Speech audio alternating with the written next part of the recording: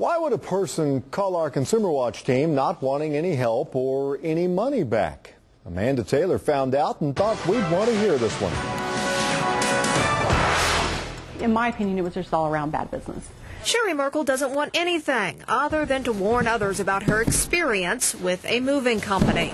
I don't want that to happen to anybody. I don't want them to be standing there and in that panic mode that I was in. Panicked because the movers she hired left her high and dry. She hired Joe's Carpet Cleaning and Moving Services. But come the morning of the move, a minor issue came up. The guys called saying they'd be about an hour late. 10 o'clock rolls around, no movers. 10:30 rolls around, no movers. What were you thinking standing out there? Pretty irritated. Very irritated. Then more time passed, so she started calling them. Throughout the day, she counted 31 times. But no one answered, and no one called her back. How do you operate a business like that? That basically saying, well, you know, if you hire us, it's kind of a crapshoot on if we're going to show up. So if you're willing to guarantee that we're going to show up, you're going to have to go somewhere else. Believe it or not, that is exactly what the owner of the company told her. He responded to Cheri's complaint through an email, and I quote, "If you like guarantee, you have to pay a lot more than with us. We do not have any paper that guarantee we will be there." I was just in shock. I was in a lot of shock.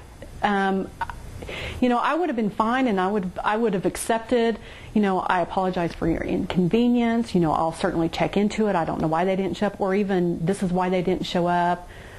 Something. We got something for Cheri. Owner Joseph Fark agreed to meet us, and he says one reason his guys didn't show up is because Cheri gave the guys on the phone a vibe that she wasn't going to pay, and they've been burned in the past by customers like that. She was like very, very rude for the guys. Okay, I want to see your paperwork. I would like discount and this and this. So we already have so many customers like this, and they didn't pay us. So you just don't show up? I mean, that just doesn't make a lot of sense to me, Joe. Well, I'm not show up. My guys not show up because they don't work for free.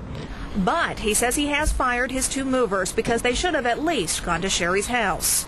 So you admit that something was done wrong. Things were handled wrong. Yes, we did something wrong too, yes. But not all of them. He says he has hundreds of satisfied customers. Cheri, however, is not one of them.